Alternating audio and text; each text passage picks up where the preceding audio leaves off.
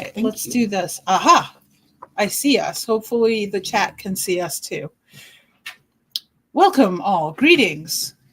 It is Cedar, and behind the Ko-fi.com/the blanket fort, which if you contribute to that, you might get a glimpse of our secret guest today, or support King Harv's Imperial Coffees. I'm very good at this. With a teaser shot even. If you like good coffee, and I know you do, buy from King Harv's. They're having a sale on all the geisha coffees this month. And then finally, last but certainly not least, Among the Leaves tees for snarky t-shirt sayings. There we go. Among the Leaves tees, it's tinyurl.com/Among the Leaves tees. And let's go. Hi, Rita. I think that went very well, don't you? I think so. I mean, for the fact that we don't really get to do this very often. No, we don't. Although I hear you're under duress. I'm under. Oh, I thought you were saying I'm underdressed. I was like, I put on a frock. No, you have a lovely frock on. I did not get dressed properly for this. I'm just shorts and a t-shirt today. Oh, you're good. You're always lovely. It was more about comfort because it's humid out there. Yeah, it is forking hot. It has been. I keep telling people that it has been cool and damp this spring, but what I don't think anyone outside of Texas realizes is what that actually means. Cool is 95, and so it feels like a sauna. If the wind's blowing these days, it feels like you're walking in a hairdryer. Yes, so that's fun. Yes. Oh, so let's see here. Asked, so, oh yes, how to we count have to 12 demonstrate. on your fingers. So 1, 2, 3, 4, 5, 6, 7, 8, 9, 10, 11, 12. You count the joints. That makes sense. Also, how to count a gross. Yeah. When you get a full 12 on one finger, you touch one for the first dozen. Yeah. So you do a new finger for each and hold that for each dozen. Fingertip, middle joints, bottom joints. So that's you lost the little kitten, Kermit. So that's how a gross became a thing. It's the highest number you can count on two hands. Ideal. Yeah. So. Yeah, it's because base 5 and base 10, people think that you have 5 fingers, 10 fingers. So that's an intuitive human way of counting. But base 12 actually works really well, both for counting on your hands and life. And there's just, I am not a math person because when we start throwing, I can deal with math that has the alphabet in it. When you start throwing ancient Greek symbols in there, I'm out. And let's not forget that one of the earliest counting systems was base 60. The Babylonians or whoever way back there. The time are 60 second, 60-minute time. Yeah, I don't know if you guys can hear Ian, but he says that's where time came from, the 60 seconds and 60 minutes. But the thing about it is with 60ths, you can do 1/2, 1/5, which is 5 12ths, or a 12th, and a 6th, and you got 10, and so on. You have lots of ways of dividing the pie. Base 12 is the same way. You got 2, 3, 4, 6. Yeah, there are lots of different ways to do it, and it's interesting how we came to where we are with numbers. I mean, I'm more familiar with linguistics and etymology and words and how because English is not just one language. It's multiple languages in a trench coat that drag other languages down the back alley and mug them and go through their pockets for loose words. Yes. And grammar. And grammar, yes. No, let's not forget the grammar because that does make school so much very interesting. No cat.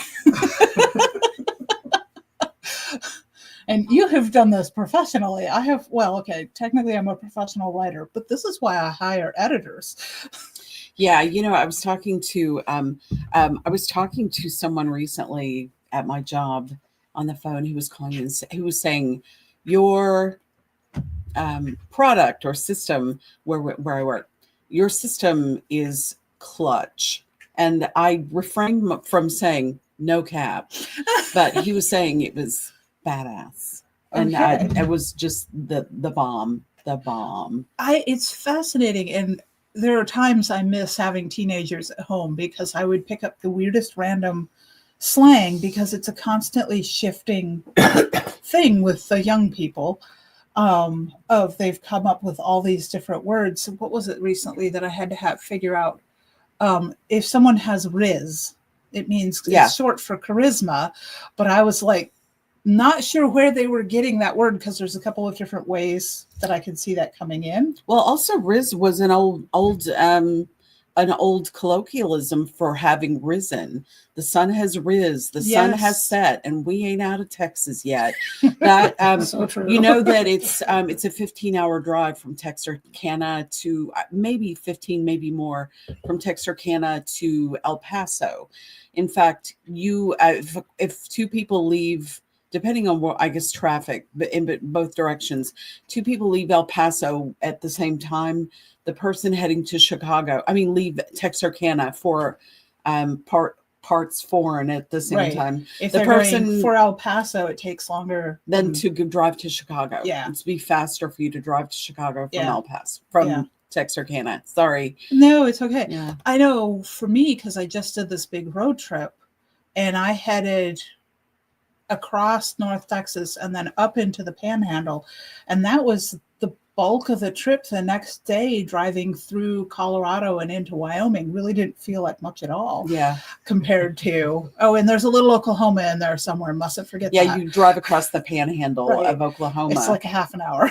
Yeah, if that, it's really, really quick. If you're coming from my parents' house in eastern Kentucky,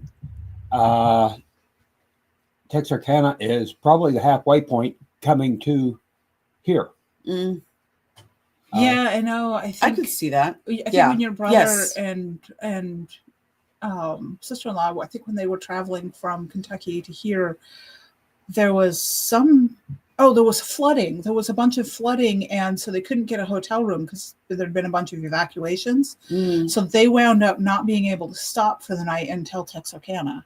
Mm-hmm. Or just about that area. Mm-hmm. So that is a long drive. It was longer than they wanted to do, but they didn't have a choice. There were no available rooms. Mm-hmm. So it's funny because I have, as a child especially, mom and dad moved us back and forth across the country a couple of times.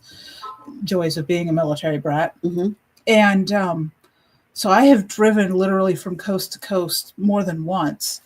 And then, you don't really get a sense of scope of how big our country is until you've done that. Oh yeah, no kidding, kidding. That does tell the story, and pulling it back to the colloquialisms, accents, and that kind of thing. What's really interesting to me is how a lot of Coloradans that I know sound to me more like the accent of a professor I had who was from Vermont.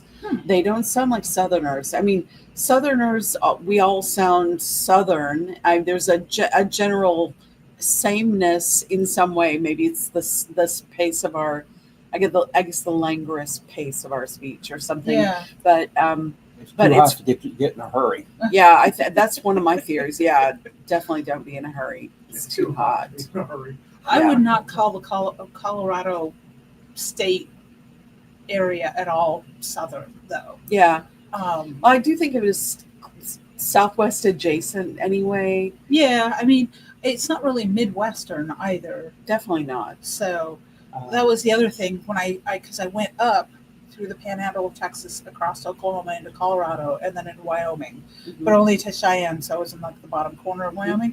But then when I left, I went all the way up to the top of Nebraska. I was 20 miles short of the South Dakota border, and then dropped down through across Nebraska, across Kansas, back into Oklahoma before I finally re-entered Texas at Vernon, which was only 40 minutes from home at that point. Yeah. But driving through Colorado and then driving through Kansas, the distance east-west wasn't all that great, but the difference in the country was very interesting to see how it changed. And of course, I hit Kansas almost as soon as I crossed the Nebraska border into Kansas. Mhm. I hit strong wind, probably like 50 miles an Mhm. hour, pushing headwind. And anytime I went east side, which was, I think, less fun than the headwinds, enough so that I actually stopped and took a photo of a dust rainbow. Wow. There was no rain, but there was very definitely a rainbow and a lot of dust in the sky. Wow. That's wild. There's a reason why I said when we were talking about places to move to from Ohio, Mhm. Kansas and Oklahoma and Nebraska were all off my list because there's nothing there to stop the wind. Mm. I mean, you could see telephone poles for the next 20 miles. Mhm. And I swear to God, if you drop a quarter on the highway on 70 in Denver, and everything east of Denver is effectively western Kansas, you drop a quarter on the highway on 70 in Denver, you will chase it until you get to Kansas City, Missouri. Yeah. Well, it was interesting because Don just said that you get the wind here too, but compared to Kansas, we have terrain here, and that was the thing was, even though I was in the Great Plains, in the grasslands the whole time, which was part of what I was doing with the road trip, it's very different in the different parts of it, and there are lots of places that are quite hilly, and if you get up into northwestern Nebraska, where the Nebraska National Forest is, that reminded me of Oregon. I mean, high country forest, big pine trees, Mm. lots of steep ups and downs. It was lovely. I know, never ask for directions to Logan Airport from a Boston native, because they will send you round the robins. Just look where the planes are taking off and landing, and head that direction. It gets squirrely though, because there's harbor and you can't get Oh there yeah, from it's here. wackadoodle. I mean, you've got you've got the tunnel, all the stuff. Oh, I hate the tunnel. The traffic is really bad. The roadways are Yes. small, and because they Yes. were laid out on cow paths. Yes, drunk cows. And I love it. I love the way that their neighborhoods are not grids. But Mhm. I haven't driven there. I've just been a passenger with locals who had the antibodies for the local traffic. I just So- recently drove from Boston to Groton, Connecticut, and then back again when I was out visiting my son. And I learned how to city drive in Boston because I was barely driving after my divorce when my dad had health issues that Mhm. required him to actually go down to Mass General Mm. and be seen by world-class specialists. Not an experience any of you all want to have. So I had to learn how to drive in the city in Boston, and the only place that I've ever seen that was worse was Atlanta. Wow. But I Well- have also not driven in Los Angeles. Well, there's an easy way to drive through Boston. You pull over and you hijack a car. You leave the car sitting there. You take the driver and put him in your car and tell him where you want to go. The reason I hate driving through the tunnel in Boston is because I know we're underneath the harbor and it drips. Unsettling. It is very unsettling. Yeah, driving through Atlanta, I was on my way to LibertyCon one year, flew into Atlanta, and then drove up in a rental car. And that was what convinced me I did not want to drive or to work at the CDC, even though working in the infectious disease thing was kind of a life goal dream for me. Yeah, that changed things. Mm. Did not want to do that. But yeah, so it's been a while since we've gotten to hang out together. What's new with you? Well, I've been really, really super busy. I know everyone is, but I might have a root canal coming up. But not sure. I have to go get a scan. There was a little shadow on a bite wing X-ray that is right next to a titanium plate and screw, and they don't know if it's the tooth or what. And it may be nothing. They couldn't, because most of the films looked good, but I have to go to the surgeon who did the surgery and get some kind of scan or something. Yeah. That for them to give me the clearance to have a root canal so close to the other business. But so anyway, I've been busting my hump to accumulate extra funds for that. And then I got drafted on jury duty. That was fun.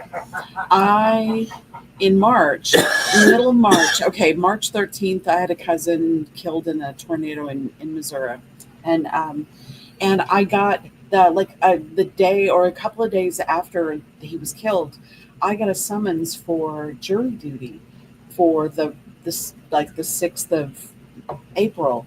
Well, my cousin's memorial was happening at that time up in Arkansas or Missouri. We didn't know yet where he was going to be, where that was going to be held. But I was going to be out of town. I begged off, and they let me out of jury duty to be out of state for that service, and so they said, but you can come in June, so I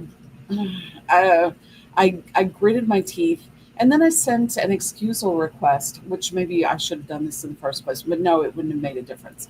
I sent an excusal request saying that my last time to be at the courthouse was when my significant other was being maliciously prosecuted by the present DA, and I'm not sure that I could feel open-minded about any case they would be bringing.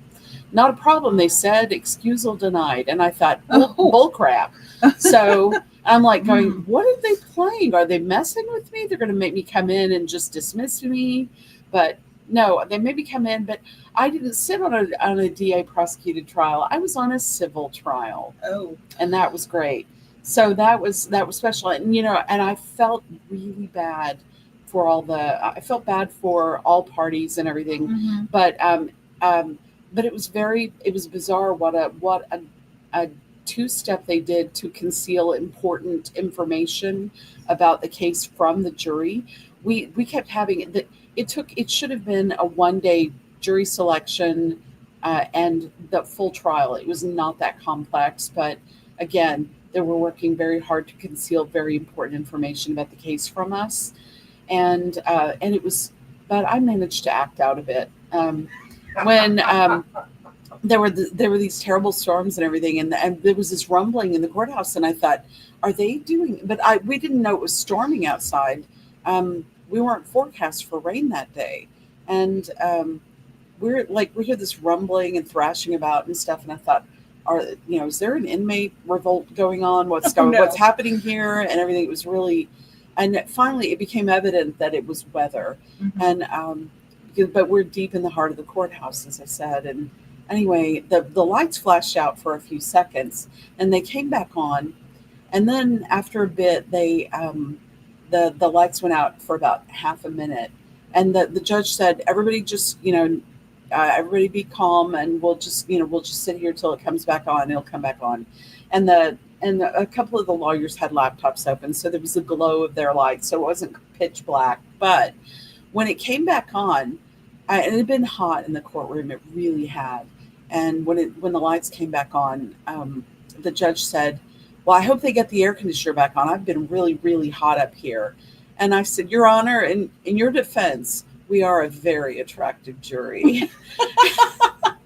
Everybody laughed and busted everybody up. That was fun. But then, but they kept ushering the jury's got to leave the room because they've got to talk about something and can't talk about in front of the kids. And so we kept getting ushered out into the hallway or in the jury room. But the first time in the jury room, one of the people said, and we were admonished not to talk about the case itself. Mm-hmm. So which we complied with. We were good and didn't break that rule. But when we came back into the jury room for the first time, one of the guys said, "Well, when we're done, or when we're making our decision," he said, "How long do we have to stay in this room?" And I said, "Only as long as it takes you all to agree with me." Anyway, which they did. I'm glad that we didn't have to fight over that. It was amicably resolved for us and everything. It was unanimous, and it was very, very fast.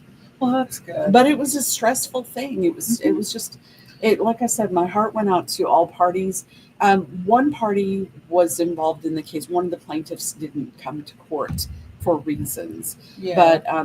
But that's probably good because I would like to never, ever see that person. But they were on the losing side. And they, I think, were the reason why the case was even happening. And that's my opinion on that. But it was just an unfortunate situation. But it derailed so much because I had to be away from work. I don't get Mhm. paid, Yeah. and they don't pay beans. Anyway, that's Yeah. me whining. Thank you. Well, I know, and Ian will know more about this than I will, but I know civil and criminal course cases and the course they take in front of a jury and the evidence that's Oh, allowed God, to be yes. presented are very, very different. Mm-hmm. So I was trained, half of my degree was criminal justice with emphasis on had I become a forensic scientist, I would have had to be presenting evidence in court. Mm-hmm. And the standards for criminal cases, the evidence that you can and can't present is actually it's based on some case law and it has to be scientifically based. Mm-hmm. Civil court has no such standard, Subjective. which shocked me when I found out. And I've read a couple of amicus briefs, which is basically their amicus implies friends of the court or friends of the law, where these are written objecting to some very large civil cases that have gone in the direction that was completely contra science and what the actual evidence should have said. But because civil cases are so much, how well can we sway the jury? Right. And the lawyers know this, and that's what they're trying to do is play emotional games with the jury in a civil Well, case. in civil cases, the line is preponderance of the evidence. Not even that. Well, they did use that term. Technically, preponderance of the evidence, which is 51% of the evidence instead of beyond a reasonable doubt for criminal. Right, and then you have to, in a civil jury or civil case, you have to sway the majority of the jury, where in criminal you have to sway all the jury. Right. Yeah. And it helps if the plaintiffs don't lie to their lawyers. Right? Yeah, it does. Right, it does. It does. Absolutely does. Yeah. Yeah. There were a couple of points where it was evident that the lawyers something had been misrepresented to the plaintiff's lawyers, that the pit bull representing the defendant had ferreted out from public records that really sunk the case of the plaintiff. Well, and that's always a good thing too, is if you have a lawyer that's willing and able to do the research. But it's also, and Rick T pointed it out, and I brought the comment up on the screen, it's how the roundup verdicts were decided. That is the amicus brief I was actually talking about. If you ever want to see some scathing legalese that is painful but also enlightening to read, go read the amicus brief on the roundup verdict, because they completely ignored science and facts, but because they had a sympathetic plaintiff, they were able to win their case, and really good lawyers.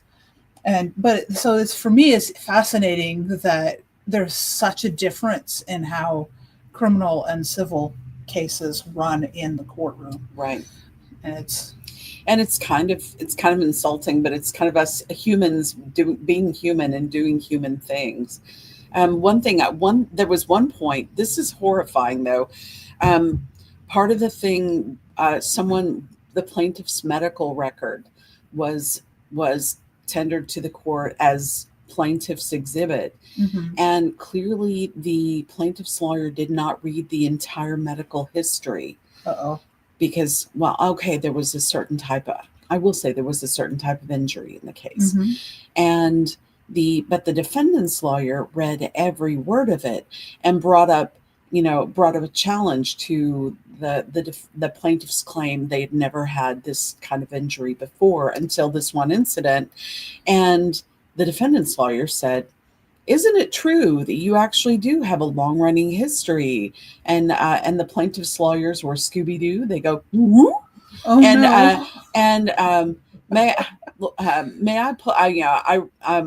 She refers to plaintiff's exhibit 03, 0003 or whatever it was. Yeah. And they're like, and the plaintiff's lawyers objected on HIPAA violation, and they asked, where did you get that? Which is the worst the worst way to admit you don't know what that, and the defendant's attorney said it's in the document that you submitted. It's in the, it's like, so what I think the plaintiff had told their lawyers they had never had an injury of this type before, And the lawyer did not verify that. and the lawyers took them at word, at face value. Yeah. So anyway, yeah. It's funny. I had a resident when I managed the lofts in Dallas, and one of my residents was a public defender for the city or for the Dallas County district attorney, and she told me that she had never had a single time in court where she went in without. There was never a single instance where she didn't have something horrible revealed that her client had lied to her about or concealed from her. So apparently that's just human nature. I guess there's always going to be surprises, but it's interesting. Yeah. Jurisprudence is really amazing. And boy, it can mess up your life in a big, big way. And it occurred to me, I've never thought about suing someone or, bringing in kind of lawsuit. But if I ever might have in the future, this will definitely color any kind of thing like that. It's a terrible thing to waste a lot of energy and your life on. It is. And money, and bad stuff inevitably is going to happen.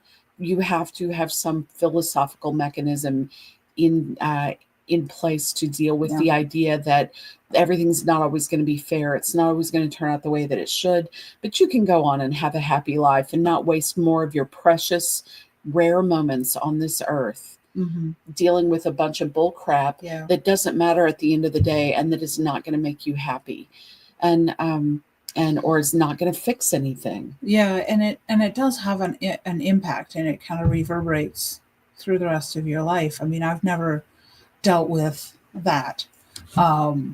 But it's one of the reasons that I chose not to, when I handled my divorce, I originally wanted to use a lawyer and I couldn't afford one, and the pro bono people didn't get back to me for like 4 months. Just no, I don't think I ever heard back from them.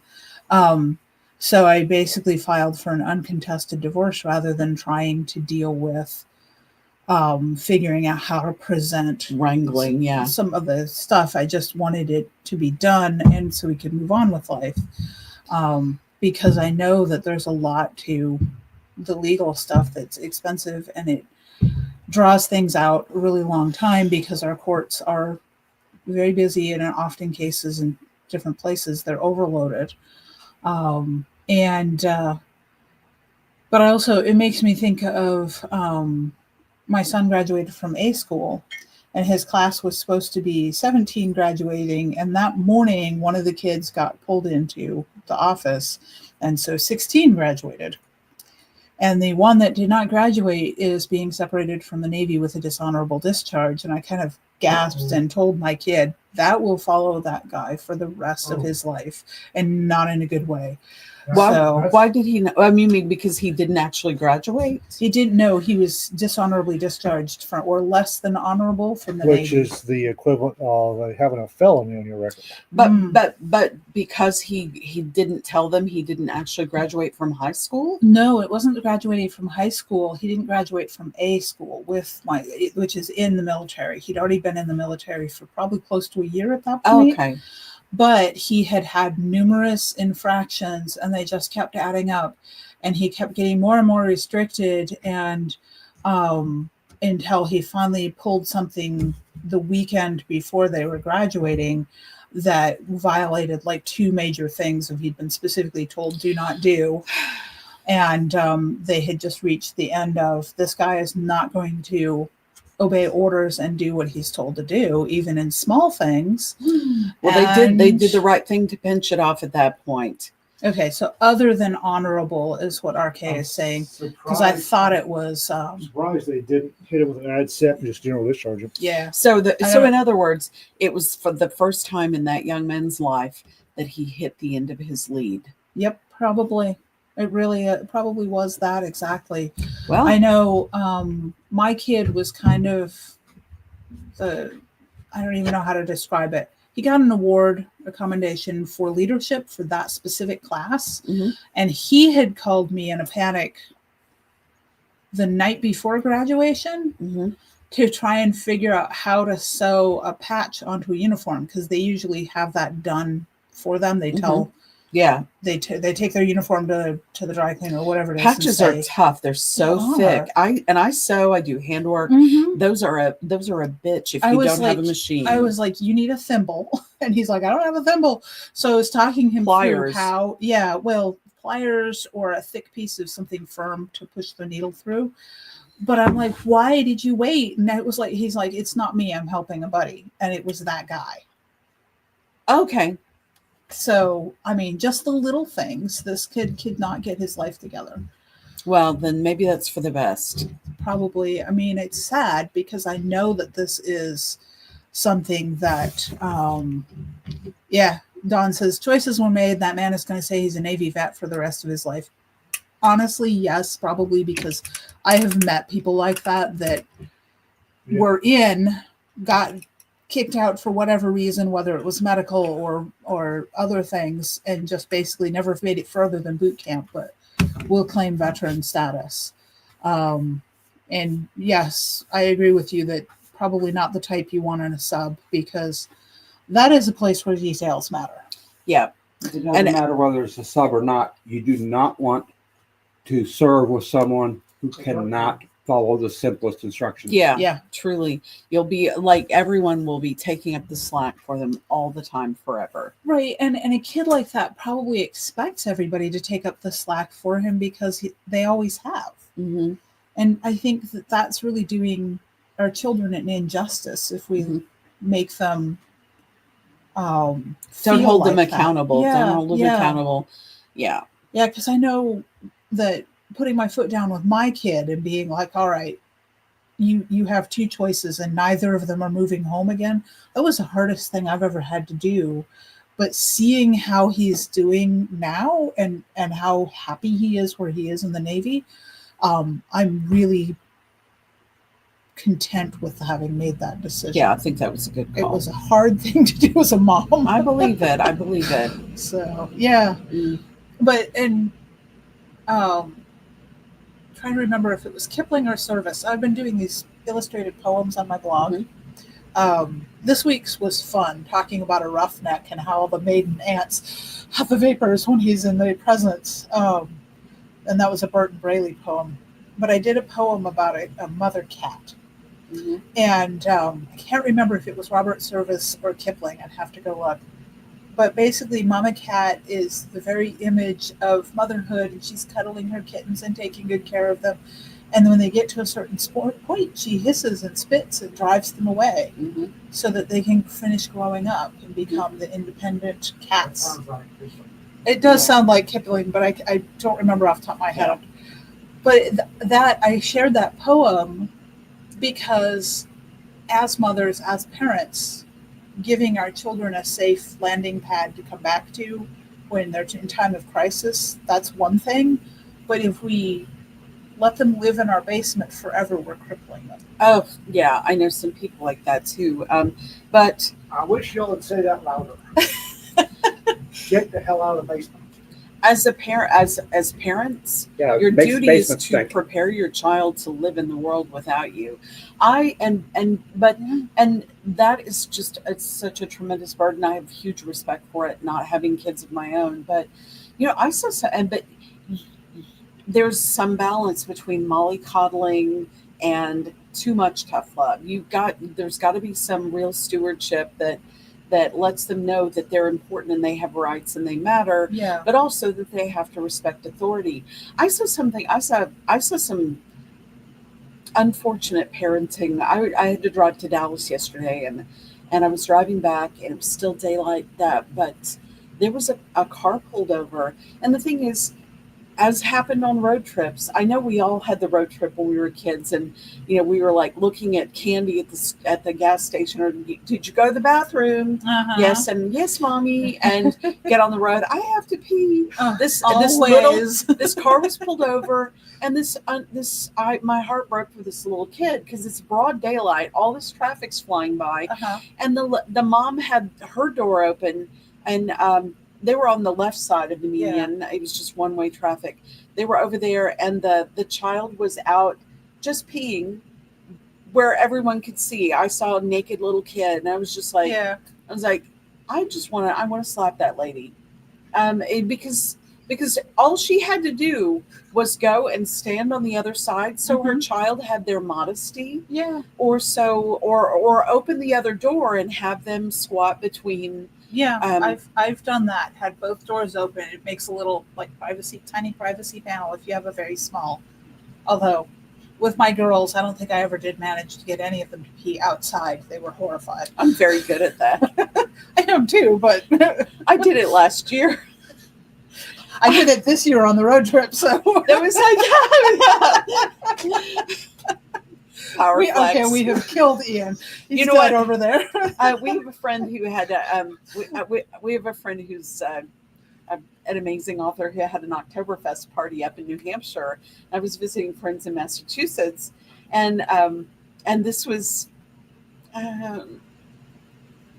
11 years ago. I was an adult anyway, and I was wearing the most obnoxious Yep. shoes I owned. Looks like Ian. Oh yeah, Ian is currently this color. Okay. So Well, you had yes. I had a bunch of beers. It was a proper Oktoberfest. I drank a ton of it, Mhm. but I used the bathroom 5 million times before we left. And in New Hampshire to Massachusetts, you do not have a 7-Eleven or an Exxon every 20 miles like we have you in do not. Texas. It is fairly rural. And we're like going along, and there's a lot of traffic and everything. And I'm like, you guys, we got to stop. I'm dying, like back teeth floating and everything. And it's so embarrassing. And the whole family is laughing because the whole family's in the SUV. It's Of just course. like lots of humanity. Everybody must be there. Like nobody, to my knowledge, no one took photos, at least not in our party. Maybe people coming by, but what they very kindly did was open 2 doors while everybody's laughing uproariously, and I'm copping a squat Yeah. over there and everything. There's I have no dignity.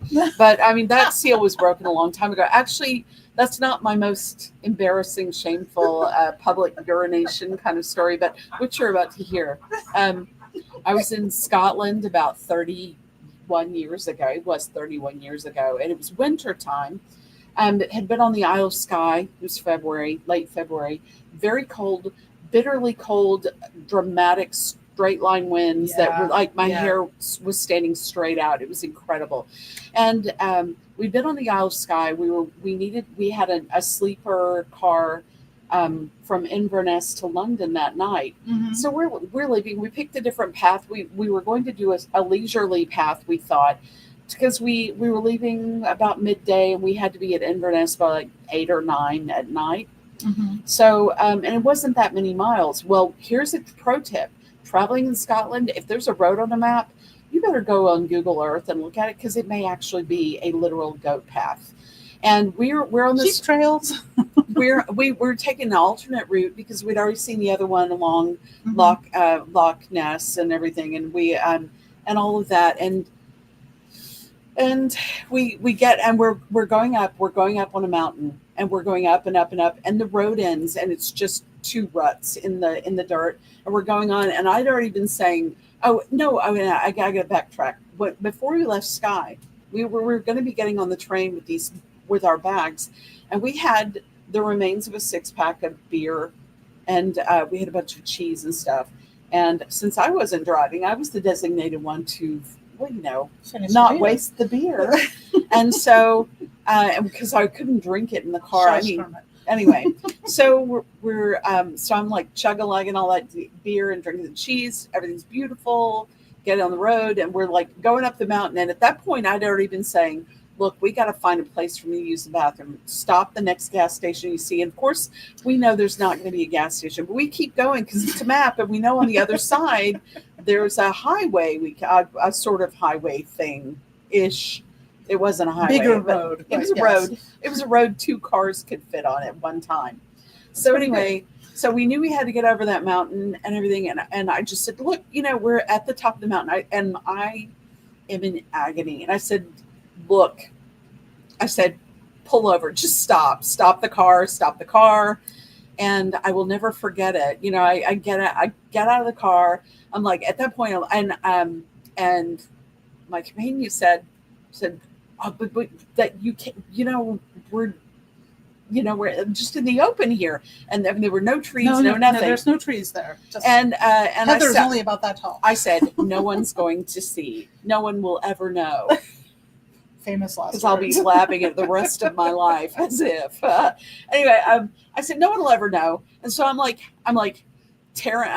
trying not to pee myself. I've got on leggings, and I had on a dress and a petticoat and a long wool coat and a big wool sweater, and I'm all hot and everything. And I was happy to be out in the cold and everything. I'm like tearing up and trying to get at it and cop a squat. There I am. I'm squatting on the mountain, and then I hear this percussive thwopping sound, and I'm like, you know what that is, don't you? Oh yes. And I'm like, and I'm squatting there, I'm looking out North Sea, and and the highways, everything, majestic Bathroom and windy and everything. And around the mountain comes this rescue helicopter, eye level with me, and there may be 40 yards from me. I can see their facial expressions, and and I did the only thing you can do in that circumstance. Is I'm sitting there and I'm like trying to keep my dress and skirts and crap out of the pee flow and all this, and I'm like, bye. And the other guy, both pilots are waving at me, and anyway, it was a funny moment and everything. So I'm sure they talked about it, but I'm sure I wasn't the first person they saw peeing on a mountain. Undoubtedly not. I mean, rescue, they've seen everything, and they've been there too. I mean, and that was my thing on the road trip, is I had hiked out in the backcountry, and there's no bathrooms out there. There was a convenient clump of cottonwoods. So I know nobody saw me, but you do what you have to do when you're out there where there isn't a bathroom available. Just don't wipe with poison ivy. Oh gosh, no. Know what the poison ivy looks like. Poison ivy, poison oak, sumac, and for goodness sakes, don't touch giant hogweed. I wouldn't know hogweed if I saw it. It's like a really large version of poison hemlock. Okay. So. Ooh. Can you have a psychedelic experience in your personals? Or? No, it causes photosensitivity, so you'll actually blister in sunlight after you've touched hardwood. That area would never see sunlight. Depends on which European beaches you're visiting. I guess. I will not. I will never visit those European beaches. Hogweed is more common in Europe than the U.S. So. Okay. Well. Oh. Goodness. Okay. Yeah. Nancy, after living in Japan for a year, I have a pile of public urination stories, including one in the landscaping in the middle of the Autobahn ride at Tokyo Disneyland. You take the cake, Nancy. I want to hear this story. I think sometime when we're all together, we all want to hear that. We'll reply her with whatever her favorite liquor is. Do not use the spicy toilet paper. Correct, Kermit. Resident one. Not the blanket fort I expected today. Not the what? Not the blanket fort that he expected today. Not the one you expected, but the one you needed. I mean, when are we ever providing what is expected for a podcast? I think that's our rule, is we're unexpected. We are actually used as the example of what not to do. Quelle surprise. Nettles. So here's the thing with nettles. You do not grasp the nettle lightly. As soon as you hold on tight to the nettle, it doesn't sting as much. So if you're going to use it, make sure you use it with meaning. So establish dominance quickly. Yes. Oh. You're not getting me, nettle. I'm getting you. I mean, I grew up we did a lot of wilderness camping. And you talked about being in Scotland 31 years ago. The spring after you were there, I was also in Scotland. So I've been around for a while and done a lot of these things. So I got used to it very early. I mean, you went wherever you were, tried to do your best to do modesty. I will say that peeing in skirts is actually easier than peeing in jeans out in public. Yeah, you're right. because And doing it sober is easier than doing it drunk. I've seen too many women have accidents doing it drunk. I don't think I've ever peed in public while I was drunk. But then again, I haven't been drunk that many times in my life, so nothing but weeds What? in these conversations. He's looking at me meaningfully as if I'm an expert on being drunk and peeing in public, and I'm not. Drunk in public, yes. Oh, But- Nancy says the one peeing in Disneyland was not her; it was a little boy. Well, I mean, little boys peeing in public. Honestly, I mean, I have had conversations about losing the contest to write my name in the snow with a male friend where we were both small enough that it didn't mean anything other than, seriously, I could not write my name in the snow. Just remember that if you're a little boy, the world is your urinal. Yes. No, well, why doesn't everyone have a big gulp cup along? I mean, isn't that what, you know what? Actually, Speaking of the road trip and pee, when you pull over at the side of a historical marker and you look down and there's bottles full of suspicious liquids, do not Hey. touch them. when I Do see not go anywhere near them. when I see a Coke bottle on the side of the road, I know that amber colored liquid is not Coke. No, it does But- not bleach in the sun. That is not what that is. And if No. it's a beer bottle and it's full of amber-covered liquid, it is also not beer. I believe it. Ugh. I do have one more roadside urination story. You really, we need to hit the, We need to hit the highlights. We need the trifecta. So here we are. We were, when I was in high school, it was like 1982. We were driving to California over the Christmas break, and we had my grandparents from the Ozarks in the back. My dad, it was a 1977 LTD, the most enormous car ever with just 2 doors. And there a was boat on the road, like- but so smooth. was it the cabriolet windows that so no but roll down windows and back. Of course it's winter, and grandpa and grandma were chain smokers, and we had a non-smoking household. Ever since then I can't be around cigarettes that much. It really makes me sick.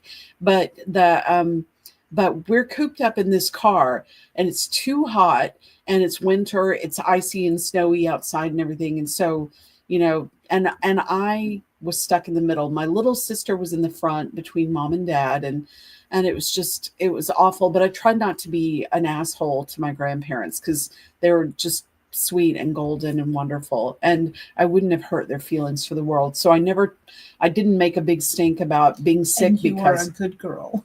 oh yeah, I adored them and would not have hurt their feelings for anything. And but it was sickening. Anyway, we went and visited the relatives in California in the valley first, like Porterville, Lindsay, that area around there. And we drove up up the coast into the Cascades, of course, and because we had family up in Washington, in Yakima Valley, Wenatchee, Yeah. Kashmir, up there, going to see our other relatives. So we're heading up there. The pass over Mount Shasta was closed Okay. because of snow. So we had to stop for the night before then. So we pile into the car the next morning waiting for the pass to open because we're on something of a tight schedule for Mhm. all this driving we got to do all over Tarnation. And Yeah. and we're waiting, and we get to the leading up to the pass, and there's just a long line of traffic. Everybody's just stopped in their cars and Waiting. traffic jam waiting. And it was just this magnificent vista. The mountains are beautiful. It's white. The sky's really gray, kind of leaden sky. And anyway, it was just very cold, and we were sitting there forever, it felt like. And one of the things is we'd stayed at this like Best Western the night before, and my sister was enthralled with the ice bucket. She loved that ice bucket. She had to have the ice bucket. And when we were loading into the car, my mom said, "Amy, put that ice bucket back." She said, "No, Mom, I want to keep it."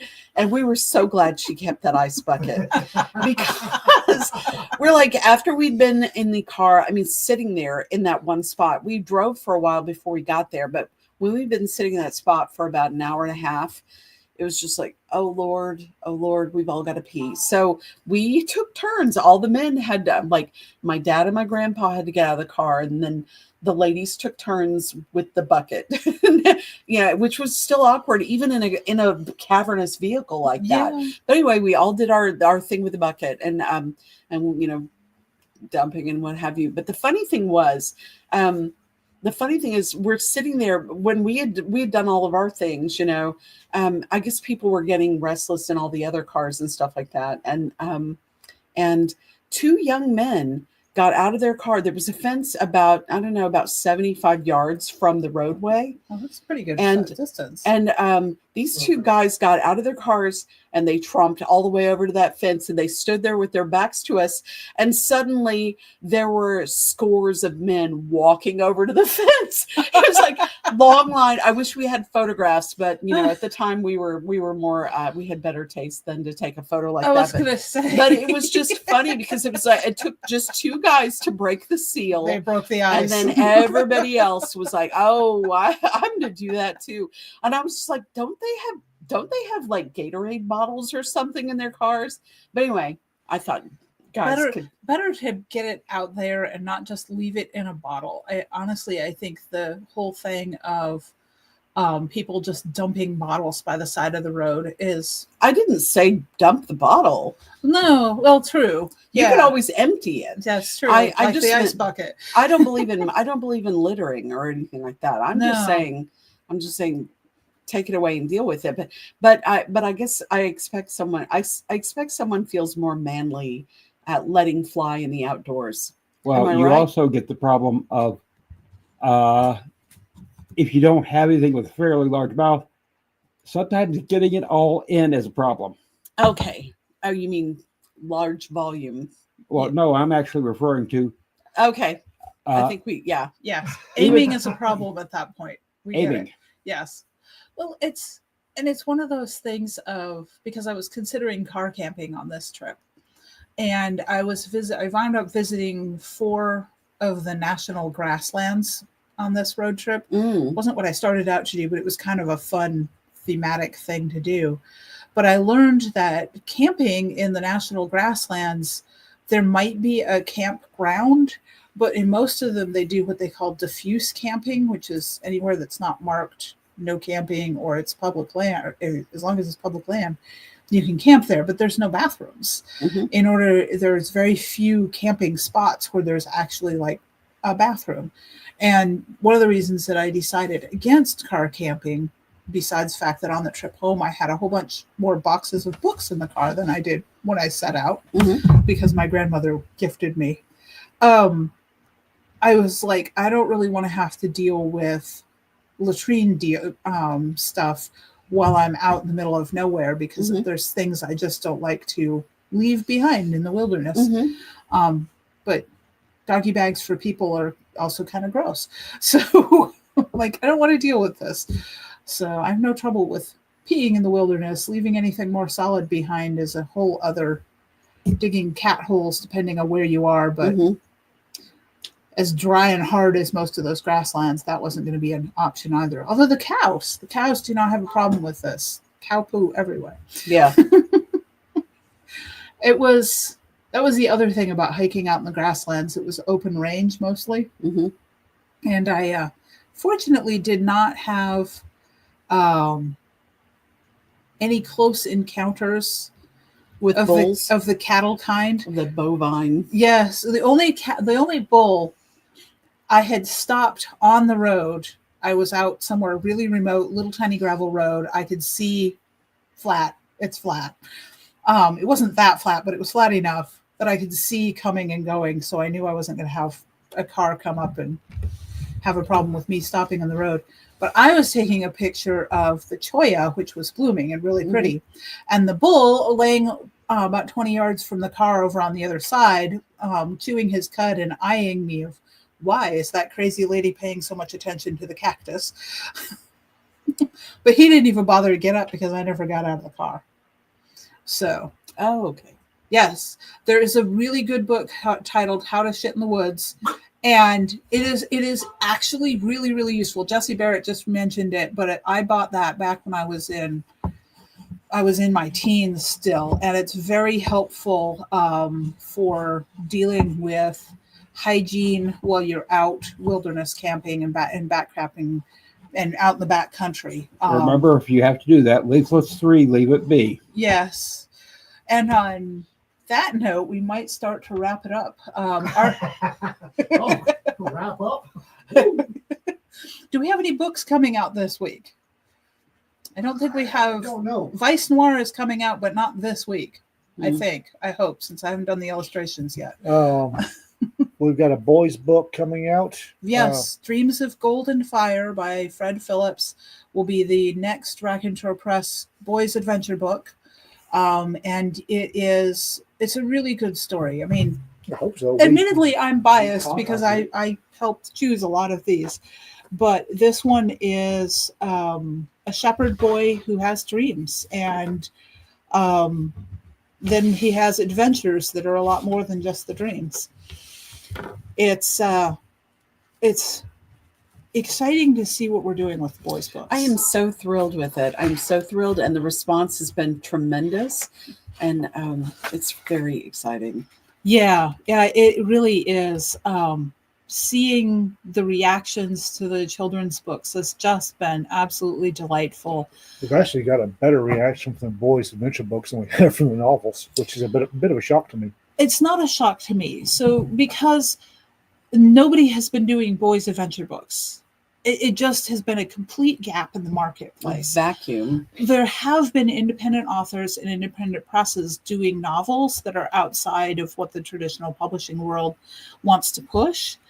So while I think that our novels are great, and they are, and you should check them out, the gap in the market was the boys' adventure books, and we are stepping into that niche in a big way.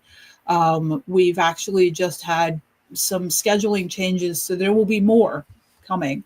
So definitely, if you have kids or grandkids, or if you know people with kids, Or if you have libraries somewhere. yes, libraries, schools, we're about to take the boys' books wide. So they'll be in the catalogs that your public libraries can order from. And so Tom Swift, we actually have a boys' book on deck that will be published sometime in the next however long, that feels a lot like Tom Swift. And I mean the original Tom Swift, not the Tom Swift Jr. so much. Very, very science forward, no science fiction and fantasy in this book. That's so I'm really excited about that one. Hardy Boys, we probably aren't going to do the house series the way Hardy Boys was done. So Hardy Boys and several other series like that were basically ghost written.